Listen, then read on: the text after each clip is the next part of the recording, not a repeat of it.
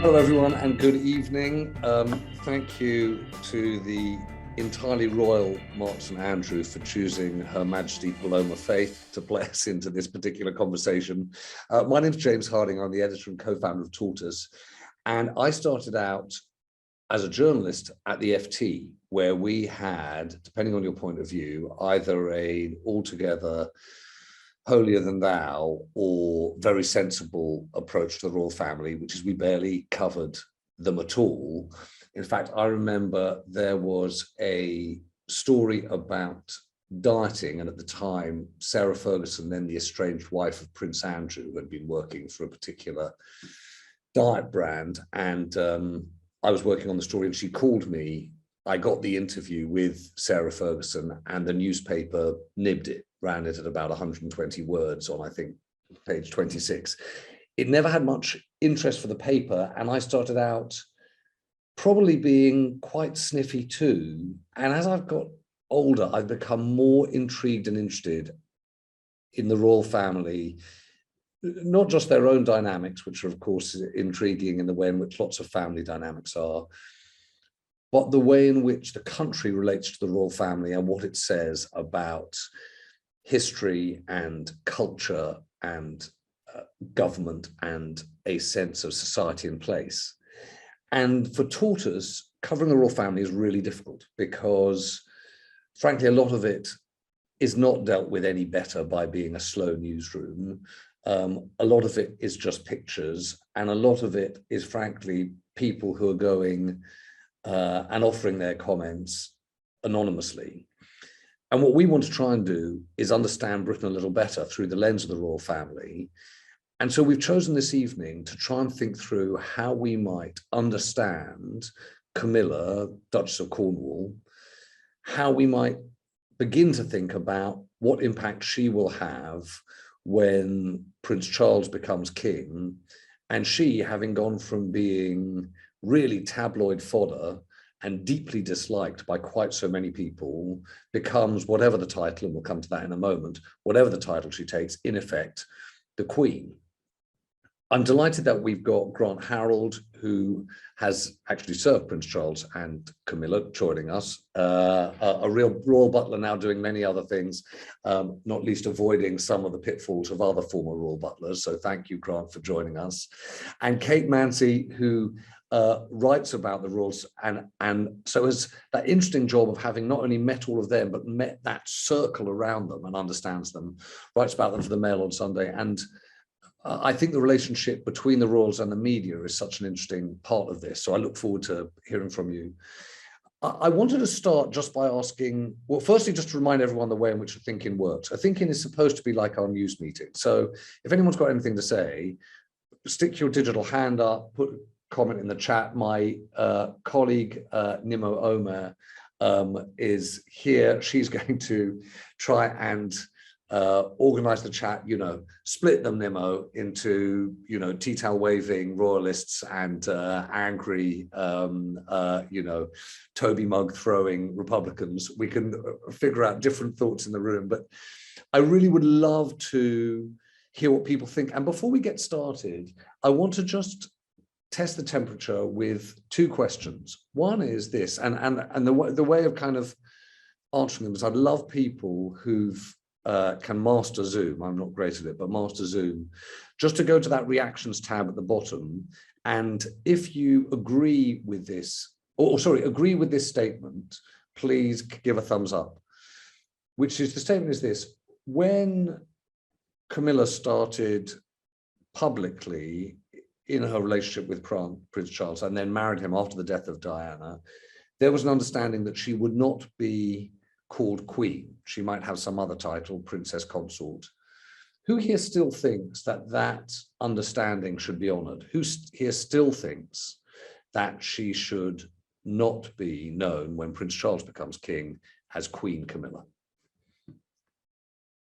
I'm interested to see who puts their thumb up to that particular idea. Okay, that's really interesting. I'd love to, can I, before we get going, all right, I'm going to come to, if I might, Helen or Anne or Andrew. I'm going to just come to you and just, I'd be interested to know what your thoughts are and the reason for that. And I've got a second question, which is that in some ways, part of her greater popularity or public support, it seems, certainly within the pages of the press, has been rooted in the fact she's become, in many ways, in some would say, the most outspoken member of the royal family, willing to talk about things that others wouldn't, particularly around issues of sexual violence, abuse, and rape. Is that a signal for what we would like as Queen? Do we think that when Camilla finds herself as the wife of the king, she should, despite previous precedent, continue to be an outspoken public commentator on the things that are close to her heart? If you agree with that, will you just give a thumbs up or some sign? Yes, Louise thinks so, Linda thinks so, John thinks so, Matt thinks so. Patricia, whom I particularly like, is using her actual thumb, thinks so. Okay, all right, and Kate definitely thinks so. All right, well, Kate, I'm going to come to you, and Grant, I'm going to come to you in a minute. But before we do, just to frame this a little bit, I wonder whether either Helen or Linda or Andrew, will you just wave at me if you're happy just to explain why you think she shouldn't be Queen? Who's there? Andrew, yeah, what, well, just out of interest, why do you think she should not be Queen? Well, let me just make sure, yeah, far away. Well, I think they framed the situation, and I don't see how anything's changed. So what was the initial point of the framing? Oh, what earth-shaking? I mean, I don't, I'm not anti-royalist, but it doesn't really matter to me. But the concept is the royal family has these rules of succession, and this is how it works. They've defined how it works. So for the royal family to be relevant and for how it works, they'll still work. They should just follow how it works and not try and change it now. Okay, Helen, can I ask you? Do you mind if I just sort of put you on the spot? Why do you think? Why do you think it's the case that she should not be Queen? Actually, I was disagreeing. I think she could be called Queen. Oh, I see. You agreeing with your, okay. Because you asked for thumbs up if you agreed with your statement that she shouldn't be, but I actually think, why not? She should be. She's married. What's your argument for why she should be? And married to the king, the role that she will play and does play today. And there's nothing about the divorce or the memory of Diana that you think should get in the way of that? No, I think the world's moved on from divorce. That divorce doesn't allow these things. All right, well, let me I want to come in and bring, I've taken a note of those people who'd like to see this Queen, or whatever title she takes up, be more outspoken. But why don't I start with, if I might, I'm going to start with you, Kate. I saw that you put your thumbs up to the idea of let's make sure that we continue to have an outspoken royal in Buckingham Palace, as and when that time comes. But you didn't answer the first question. Or maybe you did, but in your silence, you think that she should be Queen? Yeah, I think that, yeah, I agree with Helen that the world's moved on, and I do think that the view towards Camilla is captures the kind of zeitgeist of the country in general, that, we've moved on quite a lot since the late 90s, and I think people have a much better understanding that families are complicated and different, and I think that kind of societal change has driven some of it, but also her own reaction, the hardworking kind of aspect, and the fact that her personality shines through and she's jolly and that sort of thing. With regards to the second question, I think that we're going to see, it all relates in my mind to what sort of monarch we're going to see at the time. And I think with Charles, as a palace aide described it to me some years ago, is it's not going to be a blueprint of the Queen in male form. We're going to see a campaigning king. And I don't think that's going, he's not going to take to the throne and drop all his campaigning that he spent his lifetime doing. So we are going to see a different type of monarch. And alongside that, I think there's room for a Queen Consort who carries on some of that brilliant work that she's begun, and the outspoken work, particularly when it comes to kind of violence against women and that sort of thing. And out of interest, and you're enthusiastic about that, Kate? I am, actually, because I think this is where as the monarchy changes and as the world changes, we want something different from the royal family. They are icons and that sort of thing, but I think where they can shine a light and make change in a good way, I think that's really important. Particularly some of the work that she's done. There was a quote that flashed up at the beginning that rapists are not born, they're kind of raised. But there was also a brilliant quote from that speech that she said, the question about domestic violence should be not why doesn't she leave, but why doesn't he stop?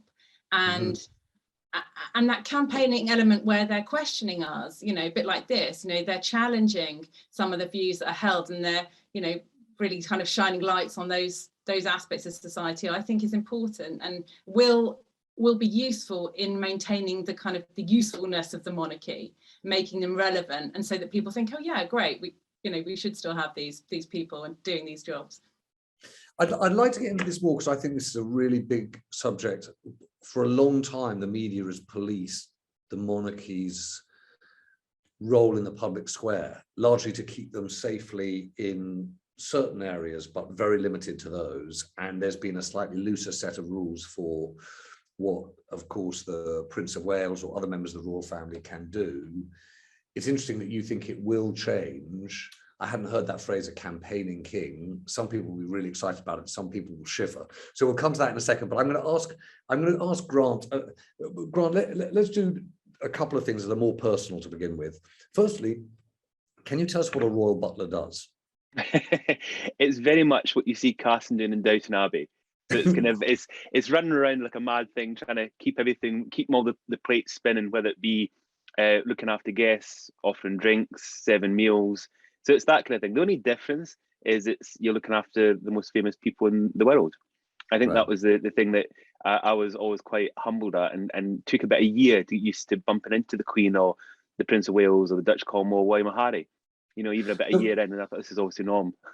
So can I put you on the spot on what they're like? Because you're obviously massively constrained. I'm sure you're not going to tell us some of the awkward secrets. But I suppose one of the things that you look out for in any person is sort of the way they behave with other people. You know, it's like what they like in restaurants. What you often are told about Prince Charles, and I remember hearing it, when the Prince Andrew story, when Prince Andrew did that Newsnight interview and Prince Charles was on his travels and everyone was saying he had hit this roof, was that Camilla plays a certain role in her relationship with him and her relationship with that, quote unquote, the household. And I just wondered whether you'd seen any of that, and if so, what? They very much work as a kind of team. This is what I quite liked about them, that as well as obviously being a couple and a marriage, they also are best friends. They do work as a team, and it's safe to say that I think if anything ever upsets him or concerns him or he gets kind of frustrated about, she's always kind of there to kind of talk to him about it, like any couple. And I've witnessed that. I mean, I've even witnessed it right down to, can I say, staff politics, when something goes wrong on the political side of a household, and he'll sometimes, because they don't really get involved in that, but sometimes he might become aware of it, and obviously he doesn't like people to be unhappy. He wants everybody to be happy and enjoy what they're doing, and when things have maybe gone wrong, she'll be there to kind of advise them or keep them right.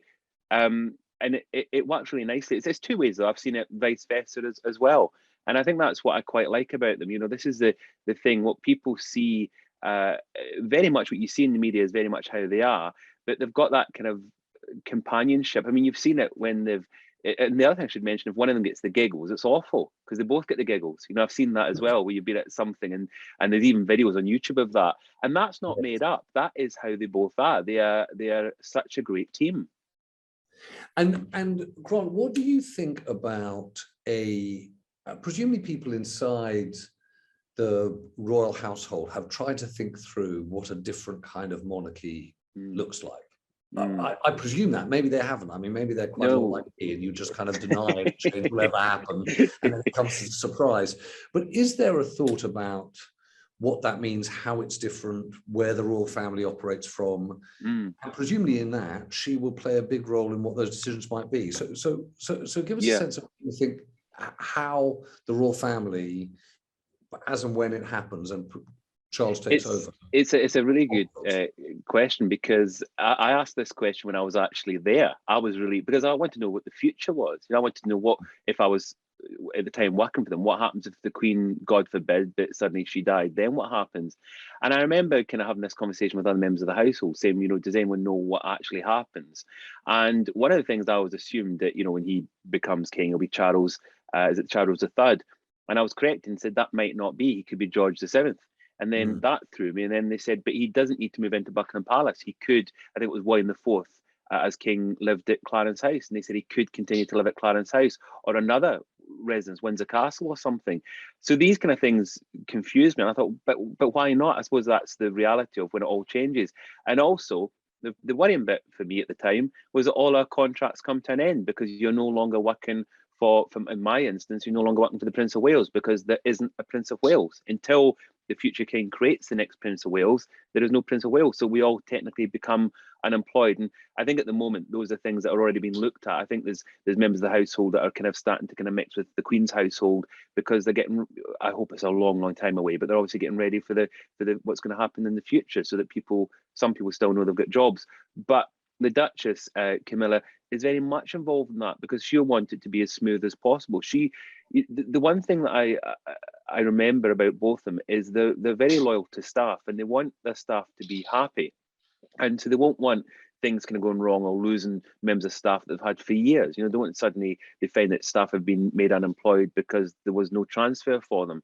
So I think this is things that they're both very much working on. And she's got that because even though she's a member of the royal family, it's only, I say only, was it 2005 when they got married? And of course, before that, she had her own home, she has her own few people looked after her, and so she was very, and her own staff that looked after her absolutely adore the Duchess, and so I think it's not unusual that she wants to continue that practice, even though it is a slightly bigger household going forward. And Grant, who is the boss in terms of the transition? I think we all know who the boss is, but who is the boss in terms of the organization of the transition? Because you hear lots of different threads these days about how that is being organized. Exactly as you say, household contracts, where people live, how the households are organized. Is it clear who's in charge of that and how that's being run? I think it's the office side that runs all that. The personal secretaries, they'll be liaising with each other, and that's very much. This is where people sometimes think that it's automatically the Queen, and she is the boss. We knew her as the boss, and the Prince of Wales again as the boss, and the Duchess. But even though they are the boss, they've got these people in place to make things just happen, make it just work.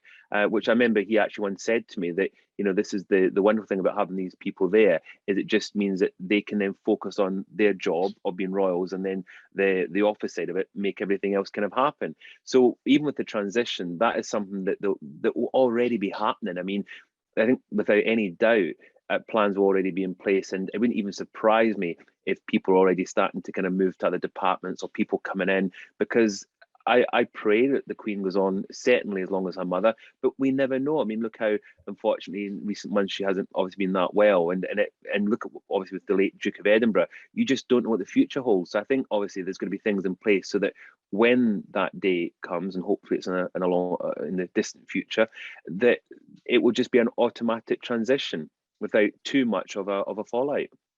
So can we talk about? But let's talk about what we think the shape of things will be, because I think that I think there's been a lot of discussion about how their relationship started, after Diana died.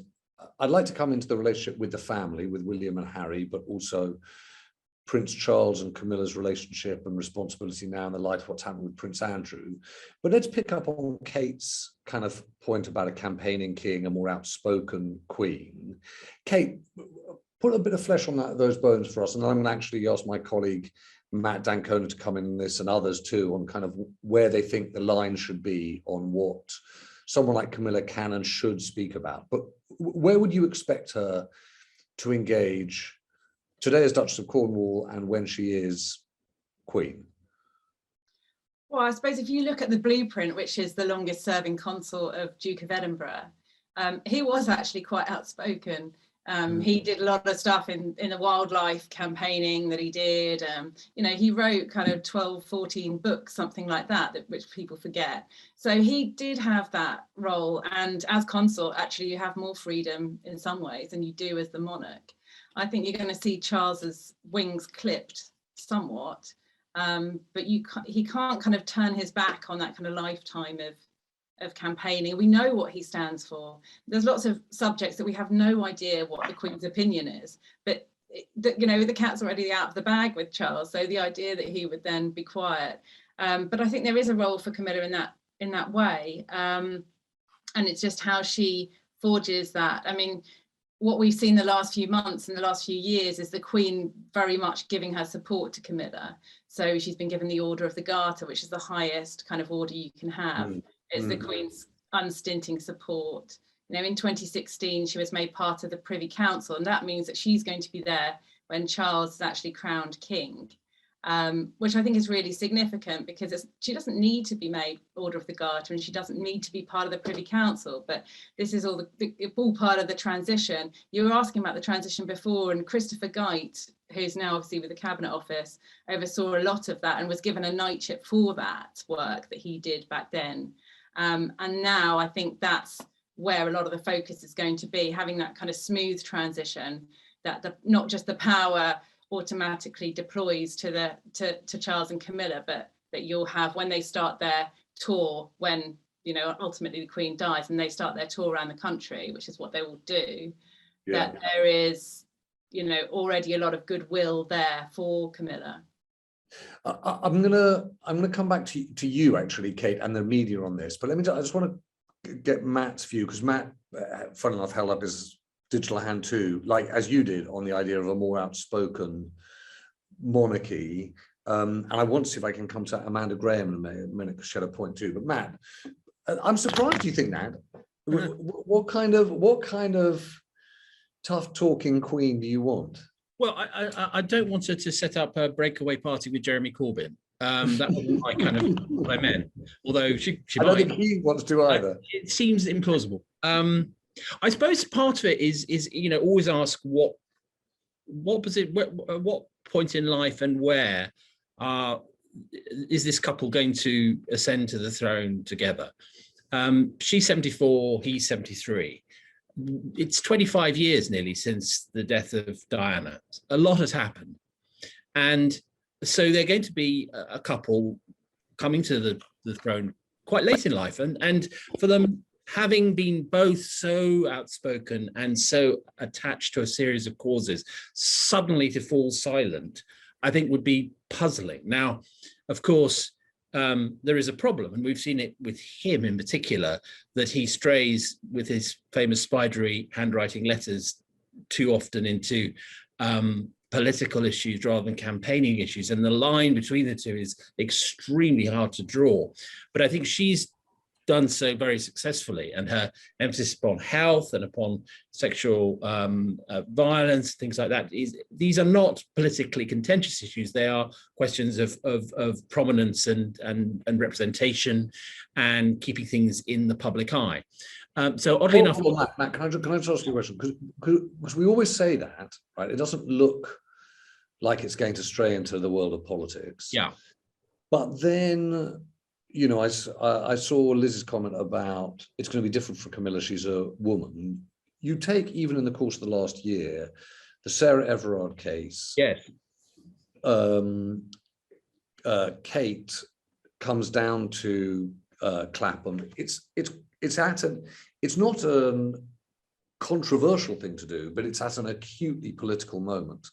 And presumably that's going to be the question for Camilla, because when you do weigh in on these issues, you can't go silent at those acutely political moments. Well, so what are we really asking or expecting then? It's a very fair point. And I think what I'm saying is that the next iteration of the monarchy has to be a bit more sophisticated than the current one, which is the Queen has been a fantastically successful silent monarch.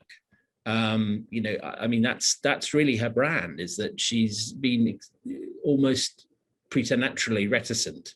I don't think that's a runner. anymore. And I particularly don't think it's a runner for this prospective king and this prospective queen stroke consort, because they have already, when the queen became queen, she'd done very little by way of public life, civic causes and so on. She was very young. These two have had a lifetime of saying things. So for them to fall silent, I think, would be very odd, and in a way would look inauthentic to a public that's would already be reeling from the absence of the queen. I think that to the point that was made earlier, for Charles to try and be his mother would be a disaster.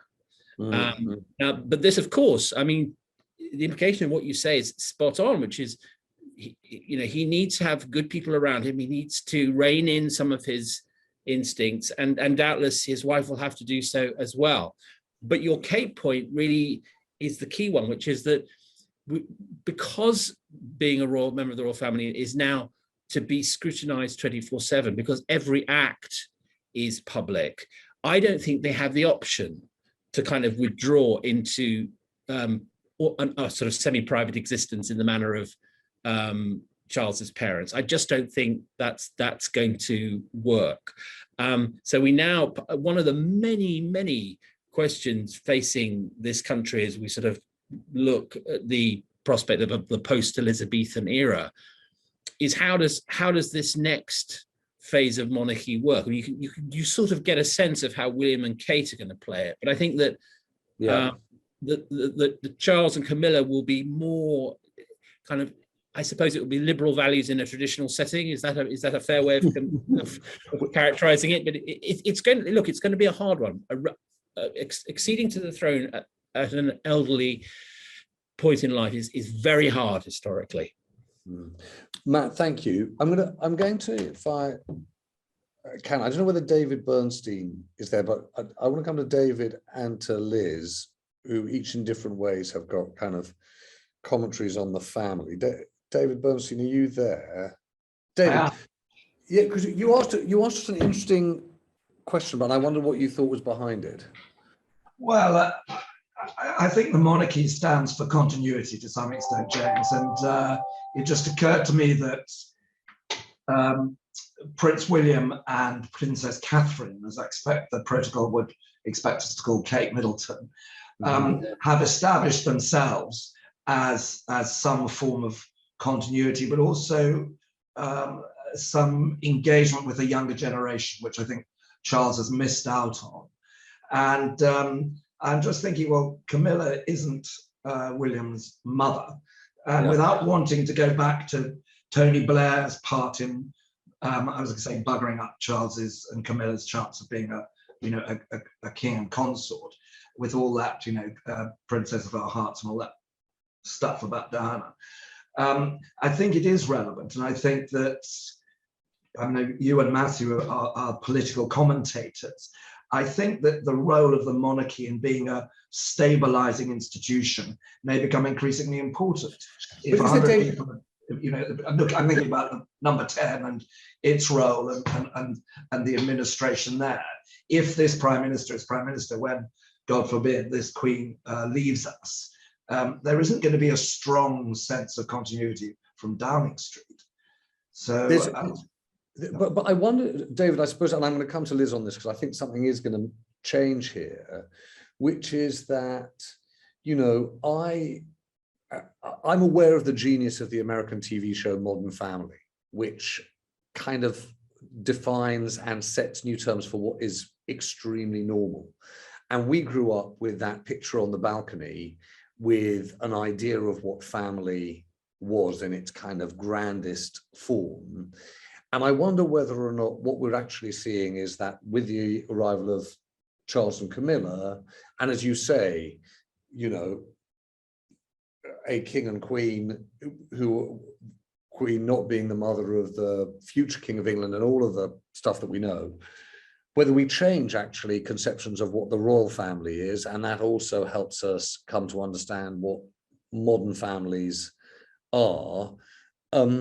I don't know. I'm sort of riffing away here, but Liz, you'll have a better thought on this. You and also invite you to talk about the terrible brother. Oh, do you remember, James, I think it was the Festival of Thinkings. I edited that thinking, about the royals, where we talked about them as brands, the four houses. Yeah. And just to remind people who weren't here, this was in June 2019. And we said there's a problem here because the royal family now has 4 houses of Windsor, or 4 brands, was it, Liz? Yeah, so the Sussexes, the Cambridges, the Windsors, and the Waleses, there you go. And we were talking about, the reason why I edited it was not because I'm a royal watcher by any stretch, but because I'm sort of live in marketing and branding for a long while. But the thing that I took from that thinking, it was difficult conversation actually, was that I thought I was going to be talking about the royals, but actually the hour was talking about the family. And so when I think of, to David's point, I think that Diana is a much bigger figure in the public perception of Camilla than William will ever be still, and will forever be that way. Because the way that we interpret them and relate to them is as a family. And I think that's where Harry and Meghan have perhaps played it wrong a little bit, because they very much play a brand game. I know that William and Kate play a brand game too, but their brand is, we're a family and this is a traditional unit and what have you.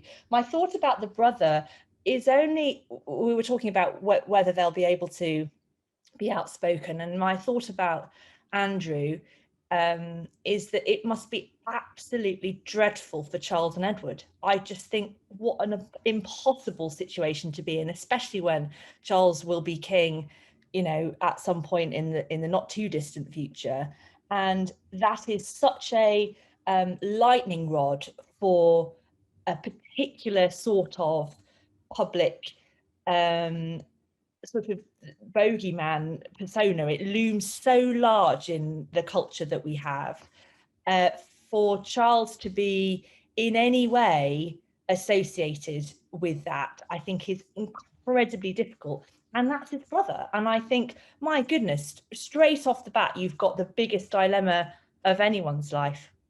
Can we grant this is totally unfair, and Kate, to you too, but there you are. I'm going to put to you, what do you do about the Andrew question, i.e., how do you leave the royal family? What do you become? I mean, Grant, I don't know whether or not least because Andrew is actually really an active part of the royal family in showing up at the royal residences and being part of, you know, the family's life. You must have thought about this a good deal, about what options are available to them. What do you think does happen? It's kind of, it's not unprecedented, because obviously in the past there's been certain things that have happened, but the only, I mean, what do you, as a royal that can no longer be a royal, what are your kind of options? I mean, a lot of people might look at Harry and Meghan, but obviously they're not under what's going on with these accusations. There's nothing like that going on for them. They've just walked away. Obviously the King Edward VIII abdicated and walked away as well, but it wasn't because of accusations, it was because of love. But when you've got this going on, I don't think it will ever unfollow him. I think this is the problem, that whether if it gets to a point of being a court case, and whether he's guilty or not guilty, I don't think he's ever going to be able to get away from it. I think that's the really difficult part for him going forward. And personally, I think the only option for him now is to not to return back to royal. I don't see how he can return back to royal duties. But there's also been a debate whether he should keep his titles, should he lose his titles. That's something, again, it's down to the family to discuss. But can you imagine the difficulty part of actually kind of demoting and saying to a member of the royal family, you're no longer welcome, you're no longer a member? What can he go on to do? Retire? I mean, he's still young, isn't he? I mean, I think is he in his early 60s. So what can you do? What do you, Kate? What do you? Well, I want to start simply, but what do you think will happen? What do I think? Oh, sorry. I was going to ask Kate. What do you think will happen? What I think will happen is, well, I mean, firstly, Andrew, the situation with Andrew is completely toxic to the family, and there's no getting away from that. You can't underplay that at all. What I think will happen will be that sometime in the not too distant future, the family is going to have to make a really difficult decision. He stepped aside in November 2019 from, you know, all those charitable patronages, and stepped down from his, you know, military jobs and that sort of thing. But more than 2 years on, the situation's only much, much worse with its civil case he's facing in the States. So the charities, they can move on, they can find another patron, they might even pick up another royal patron in time. But the military titles is a really big thing, because that's an actual job that he has to do. What happens when the Grenadier Guards have some big anniversary and they need the Colonel-in-Chief to appear? And Andrew's not available because he's still stepped aside. So this is going to be a big headache for them in the short term. I didn't think it's the military titles that's going to be a big deal for them. And what I think will happen is classic, they will kick it into the long grasses for as long as they possibly can. But Charles has made no secret of the fact that he wants a slimmed down monarchy. You know, that's widely talked about, you know, in the palace corridors. And Andrew's not part of that plan. I ran a story recently about Edward not riding at Windsor anymore because he doesn't want to be seen with Andrew. And that's the level that it's got to. Edward was expected to take on the role of the park ranger at Windsor Great Park when his father died. Well, nearly a year on, Edward hasn't been given that title. We know that Andrew lives at Royal Lodge. Is that something that they're going to be giving to him as a kind of job, non-job, or that can be your beat, as it were, because he needs to be able to do something. He's not employable. And if he's not doing any patronages, they are going to have to create something for him to do that's not controversial. Hang on a second. There's a question at the back, which is from me. What is park ranger at the Windsor? And the Windsor Great Park, well, it was a job that the Duke of Edinburgh had, and he went around and made sure that it's a huge, vast estate, you know, and right. There's trees and, you know, conservation projects, and you know, Philip did a lot there. He, you know, installed a shop and, you know, put in a kind of pond and things like that. And it sounds quite puny and Marie Antoinette-ish, but actually it's quite a big job, and it, you know, it means a lot to the people in the area. And I think it had been expected to Edward, but now, I mean, that's the sort of thing I can imagine them giving to Andrew to do, you know, to keep him, you know, involved in something, but nothing controversial. No, it's when those things come up, Kate, I always have the same thought, which is, if you ever become a foreign correspondent, you cover another country, like, I can't believe the way this place works. And then you imagine that someone is sitting in the middle of this conversation, not in the UK, going, they've got a park ranger, that's a job, that's a royal job. And, you know, I just wanted to make clear to everyone, I didn't know what that was either. So, Louise, I'm going to come to you if I might, because yes, let's go back to Charles and Camilla, because I think the picture that Grant and Kate, and in many ways, Matt too is painting, is of a very, very different kind of royal family, and as a result, potentially quite a different conversation that the country will over a decade have about the monarchy. And I just wondered, you put your hand up saying, yes, I'd quite like them to be outspoken. I just wonder what you've got in mind.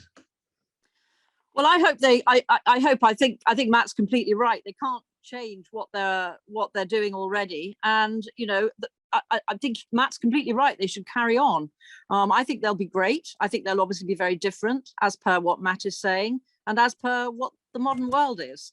So yeah, I think they'll be great, and I'm sure Camilla will be Queen Camilla.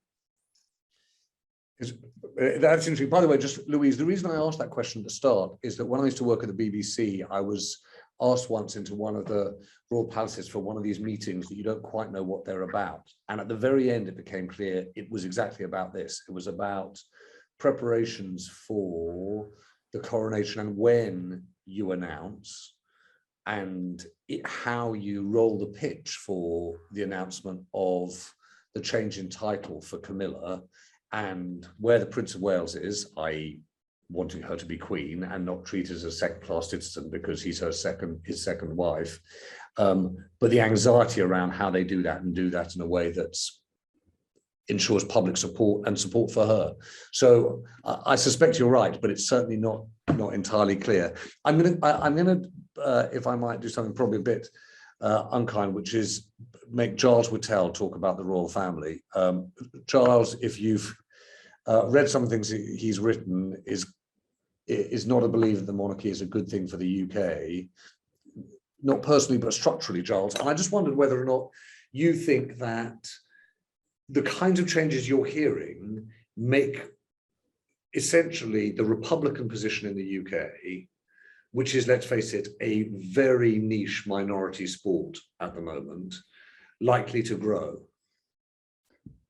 I think it must be likely to grow. I refer colleagues, fellow listeners, to Matt's remarks and to Monty Python. Matt pointed out that the silent monarchy has had a long and successful innings, hence 85% pro-monarchy, 15% Republican roughly. And that sort of instinct suggests it can't quite go on like that, not least because of the life experiences of the successors and their personalities.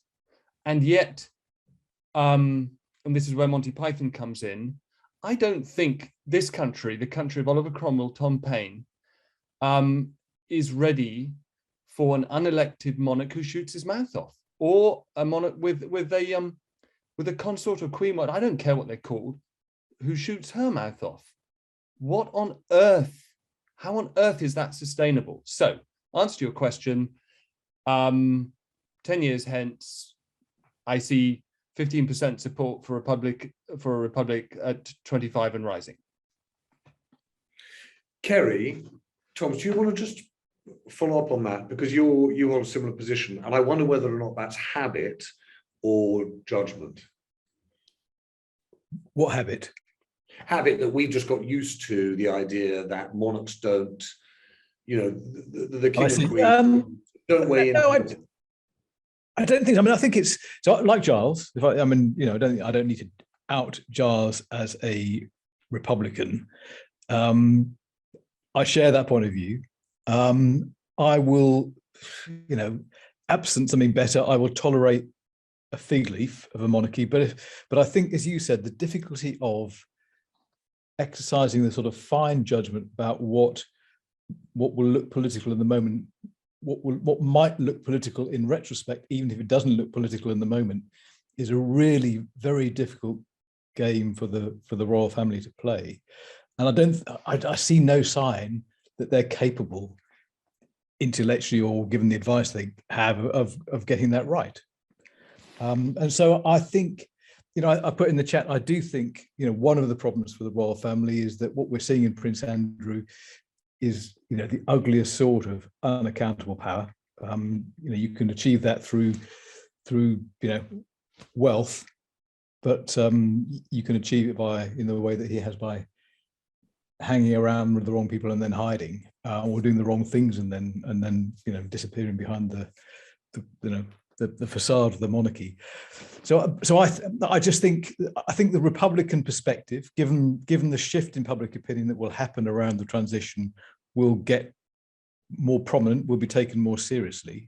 It'll be pandered to in a way that I'm sure they don't have to at the moment. And given that, I think, for me, I think it would be a massive, massive risk if Charles and Camilla marked themselves out as different from the Queen by taking public positions, even on things they thought were safe. And do you think that the media relationship will change with them? I'm going to ask Kate about this in a second too, but Kerry, the reality is you can sometimes look at the way in which, even the way in which we have a conversation about the Queen dying, it has been so tempered by partly, I guess, a recognition of the genuine public affection. No one wants to offend people who care, but also the media, we in the media write, report, broadcast on the royal family with a deference that is now, frankly, not according to anyone else. And I wonder whether or not a more engaged king and queen would change the terms of trade there as well. Yeah, it's interesting. So like James, I spent many years at the BBC, and every, quite often then you would do these royal obit rehearsals on a Saturday morning. You kill somebody or other in a way that we thought was bizarre and ridiculous until Princess Diana died. And it turned out to be a scenario that we'd never have dreamt up in a million years. But one of the interesting things about doing those rehearsals, I remember, was that you would play a sort of series of packages, radio packages or TV packages that had probably been put together like 5 years before. And half the time you find yourself sitting there thinking, crikey, these things already sound ridiculous. So they're a marker of that deference. But at the same time, I think they're also a marker of the fact that things are gradually shifting along, and these things feel, slightly historic by the time you put them out in these rehearsals. I don't know. I mean, I think the media will probably do what you accused it of earlier on correctly, I think, which is to try to constrain Charles and Camilla in a box that they recognise. Well, Grant, just out of interest, we're making a presumption that there's going to be a more, depending on your point of view, engaged or outspoken king and queen. If you were still working in the royal household, would that fill you with a certain degree of anxiety, either because kind of the machinery of the royal household isn't really geared up for political or public debate, or because you and your colleagues can take great pride in the work you do and have very different political opinions and outlooks on life, and not feel as though the monarchy hinges on those? Do you have a kind of instinctive, even emotional reaction to the idea of the future king and queen being more engaged? I think it's a tricky one, because obviously with the Queen, famously, she's never given kind of political views, well, not intentionally. And so I think that with this possibility, which I agree, it's not unlikely, because Prince Charles has always kind of voiced his opinions or written them down, so we're aware of that. I think as a king, if he was doing that, and if I was still with him, with my colleagues, you're right, it would be a bit tricky, because if say there was a political thing going on that maybe we are on different sides on, and then your boss is kind of taking the opposite side, it would make it quite difficult, because if he was to suddenly, which is not unusual for him to turn around and ask one of our opinions or to chat to us about something that's going on, I wouldn't know what to say, because you wouldn't want to upset him or intentionally, or do you know what I mean? You'd be caught in the middle. And I think it'd be quite a tricky one. I'm sure that there's butlers, I don't know, I'm guessing that maybe butlers for the Downing Street, and I'm sure there's situations where they may be in the same environment. But I think what's nice at the moment, with especially the Queen's household, is that she just doesn't get involved in that, so it doesn't cause a problem for them. But I think that is something that will be in people's minds going forward: is do we want a monarchy? And I'm a royalist, obviously I've worked for them and I like and admire them, but do you want a royal family that kind of gets involved in politics? Because look how badly politics can go, and then people don't want those people around. I'm going to come in a moment to Kim Darrow, who just makes this great point about the relationship between the Prime Minister and the Queen. But before I do that, Kate, can I ask you about the media question? And I suppose in all of this, if the lines of the family fundamentally change, right? If Harry becomes Mr. Wales, if in some form or other Prince Andrew becomes Mr. York, if Camilla's children are not part of the royal family and therefore can't justifiably warrant coverage under some public interest, do you think the relationship between the media and the royal family is set to change quite fundamentally when Camilla and Charles and Camilla take over? I think we'll probably see much the same as we've seen before, that these things kind of gradually shift over time anyway. You can see the way they're using social media, so it's not just the way they're dealing with kind of mainstream newspapers and broadcasters, but you can really see a shift to they're putting things on their Instagram, they're doing like Instagram stories and things like that way more than they used to. So it's not just that they're kind of reaching kind of past the mainstream media in some ways to try to reach people, but the mainstream media obviously still has a massive impact, and I think they realise that. In terms of the media's outlook towards them, I don't know if it would change that much. I mean, I think it depends, doesn't it, on what king we see. If he's going to be outspoken on issues of pollution and climate change, that's one thing. If he's going to start making political interventions, which I seriously doubt that he would be daft enough to do, but if he did, then I think he would turn, the press would change. and we've seen recently, our paper, we've run lots of stories, positive stories. I did a piece with Camilla with Women in Journalism about some of her work on kind of reducing violence against women and what we can do with that. But at the same time, we've broken the stories about Dumfries House and how that was funded, and the letters from Michael Fawcett to, a Saudi donor saying we will help you get British citizenship and a knighthood. So it's not, it's not that it's either deferential or the reverse. I think it's, and as you know, James, these things are fluid. So it depends what we see and how that's reacted and how that's reported. So I think it's pretty much as much to do with them as it is to do with the media, really, how they act. I suppose I think, Kate, one of the things I think here that is shifting is partly, obviously the Mail had its long running legal battle with Meghan, with the Duchess of Sussex, over the privacy issue and the letter to her father. I suppose part of what I'm pointing out here is there's been this big royal family. If you take a 25-year view, one of the reasons why there's been quite so much media coverage of the royal family, there's also been quite so much royal family. And the question is whether or not what you see happen here is partly for reasons of kind of Prince Charles's outlook on the royal family, the slimmed down royal family, partly for reasons of budget and cost. I think money in this is big. But partly for reasons of reputation management, you get to a much slimmer monarchy, and the privacy rights of people who, to all intents and purposes, are then quote unquote private citizens, even if they're very famous, might well change. That's the thing that I'm trying to figure out, is whether or not the last 25 years of kind of royal coverage, and maybe more than 25, 40 years, changes with these. And I don't know what your view is on that. Yeah, that's a really interesting point, James, because I think you've got this idea that there are people on the periphery, but they're not involved anymore, so they shouldn't really come under scrutiny. And I think that's the thing, in a way, I suppose it's a smart thing from Charles's point of view, that when people like Andrew are taking money from the public, it becomes our duty as journalists to represent how they're holding those offices, those public offices.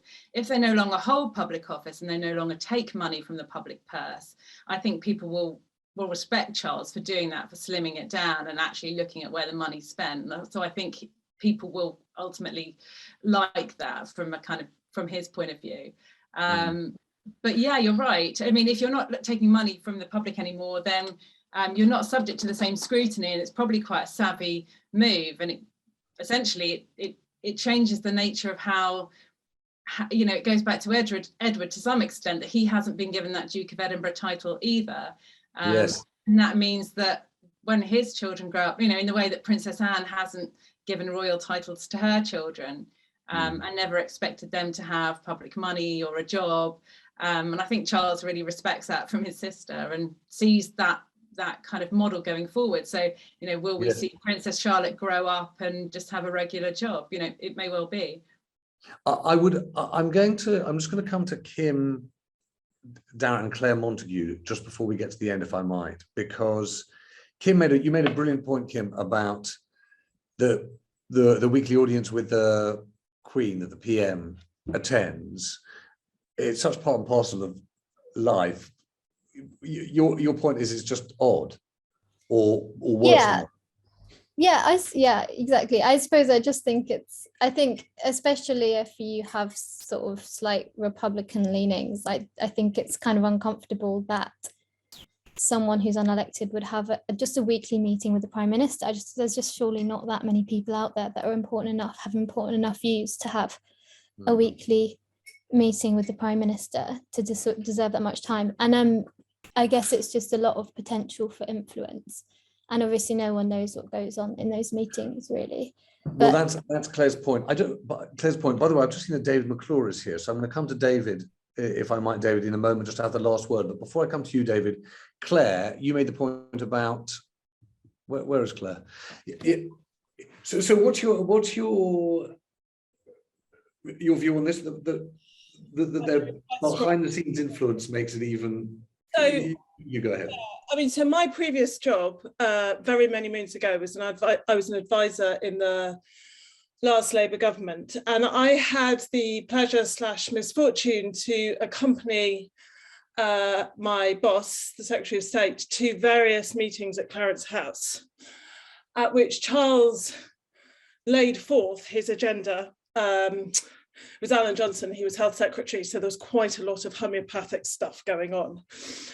And I think one of the things that was just really tricky is it's very, very hard when you're eyeball to eyeball with the Prince of Wales to say no.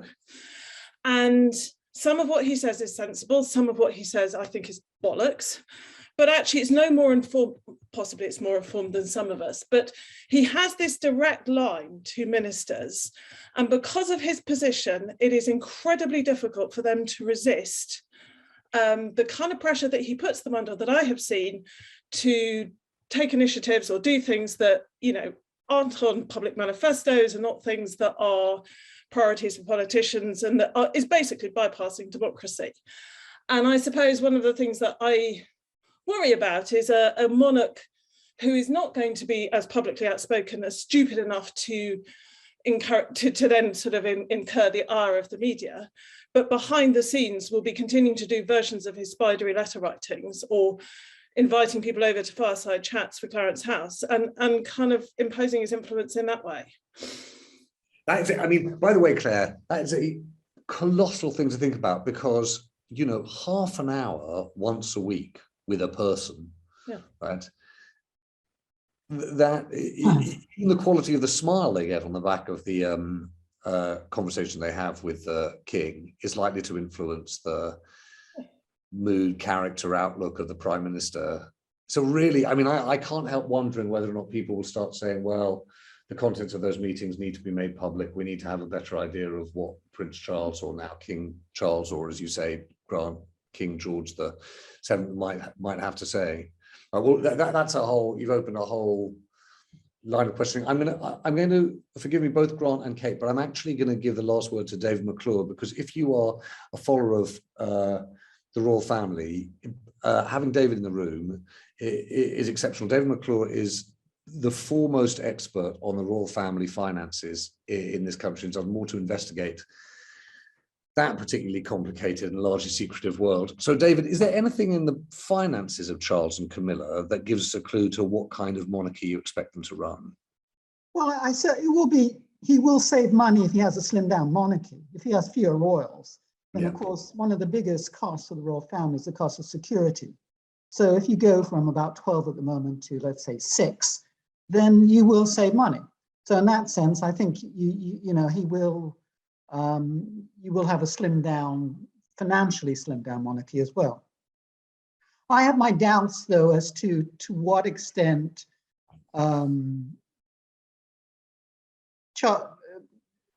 Camilla will be just a princess consort. I think Charles wants her to be queen, for instance. I think there was an interview he did about 10 years ago where he left the whole thing open. He said, well, we'll see about that.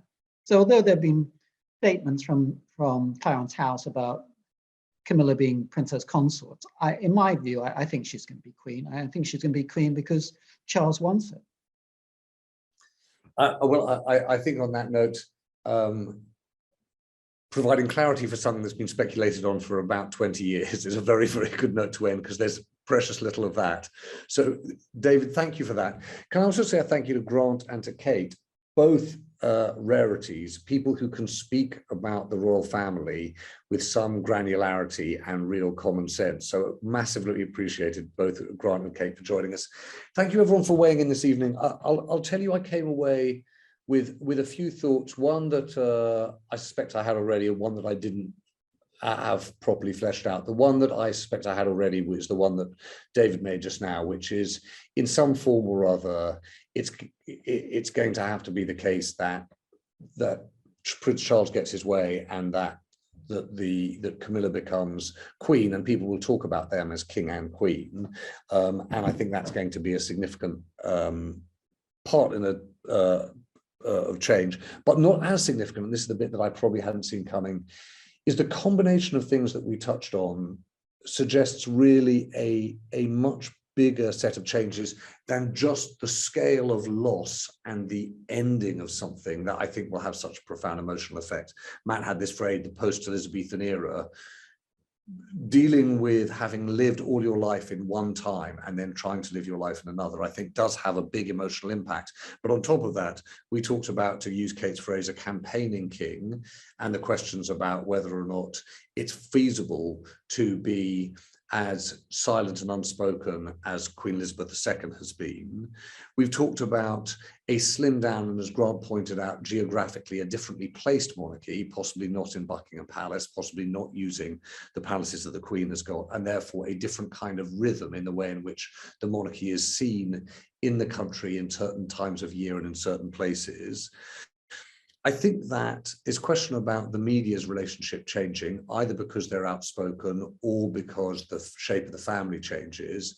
We didn't even get onto the question of the shape of the family, the divorce, the previous Catholic wedding, and the relationship with the church. But all of that, it seems to me, suggests that this next phase in terms of the monarchy is going to be fundamentally different. And I can't put a number on it in the way in which Giles does, but the debate about the monarchy, not just the conduct of the king and queen, feels to me as something that's likely to become much more part of certainly political life, public life, media life, and depending on your point of view, will make things more interesting. So on that note, thank you very much. Thank you all for joining us this evening. Tomorrow night, our thinking is actually in the weeds of the way journalism works. We're trying to understand the process of campaigning journalism, particularly in the light of Louise Tickle and the team's year-long effort to make public the findings of the Derby family court on Andrew Griffiths and the rape and abuse of his wife, Kate Griffiths. Please join us at 6:30 for that conversation. And of course, as it's an open news meeting, for anything else that you think we should be discussing. I would say bring your own booze, but I'm sure you'll do that anyway. Look forward to seeing you tomorrow evening, 6:30. Thanks again for joining us tonight.